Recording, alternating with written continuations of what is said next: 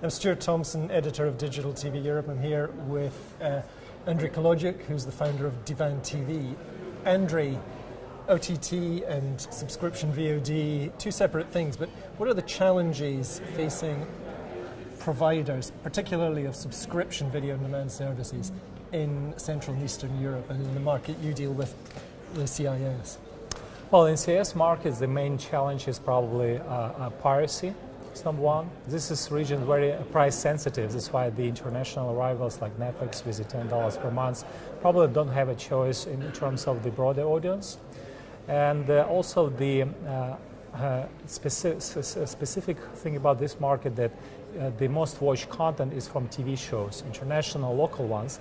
And the only way you can get them, you should sign up for the linear TV together with a catch-up in order to have them on your service in a bundled way, as the way we have it on Divan TV. So this is how we can actually win the competition from the standalone SWOT services. They kind of have a hard time because of these three issues: piracy, lack of local content, and specifically not availability of TV shows that run exclusively on the TV networks. Great. So essentially what you can offer is something that's a little like a pay TV light service but over the top. That's right. No, actually from the day one, and we started like in 2011, we were targeted the main screen.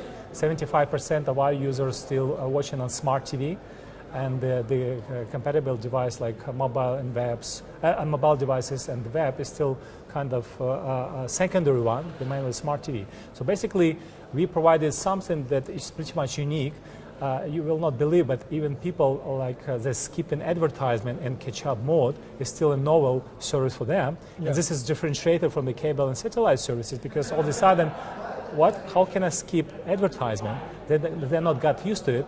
And of course, TV everywhere, 4 gadgets simultaneously with one price, international approach, because if people go on the vacation, they still can be with Divan TV, which is not possible with the cable TV guys or satellite guys when you just can watch in that specific room. So it's truly TV everywhere service that we can kind of compete with the traditional pay TV providers. So if localization is key, how do you go about persuading or convincing the local broadcasters to come onto your platform, given that you're offering catch-up TV, maybe we'll skip the ads? What's in it for them? Well, first of all, we are not only the first, I believe, OTT service in CIS region, but we are the first that started paying to the even freemium TV channels. And one of the rationale was behind is that we actually were paying for the not only TV everywhere, but also for the catch-up rights. So, and this is how we can kind of started out this market. And look, our rationale and our argument is very simple. If you want us as a legal provider to compete with a legal one in internet, you gotta provide what customer wants. So basically now our clients can literally do their own programming, right? Because with the catch-up, in Cloud DVR, we have all the content available on more than 200 channels, which is very novel, but very appealing to our customer base. And for them, it's like, okay, it's better to have this rather than compete with the internet piracies that never pay nothing. Yeah. And finally, Andrey, what plans have you got going forward? I mean, where will you take Divan TV next? What do you need to do to sort of take your service to the next stage? Okay, for the next stage, because we became available literally in 200 countries last year, so our focus now more outside of CIS market. Primarily it's North America, US, Canada, also Germany, Israel, Poland per se, and some other regions with the Russian and Ukrainian speaking community. So this is our key to actually go there. We are already available on 15 vendors, Apple TV, Google, Chromecast, etc., to kind of introduce our service to this community. In terms of the plans that we are doing in parallel, we identified the good next ethnic niche, which is the Polish market. 20 million Poles living outside of Poland.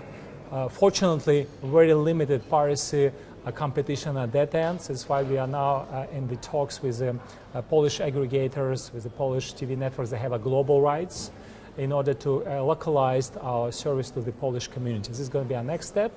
But we also in talks with some other ethnic groups, Slavic, non-Slavic, because just the fact is that a few services in the world like Netflix, Amazon, and Divan TV that are literally available in 200 countries and dozens of the smart TV. So we are the platform to distribute.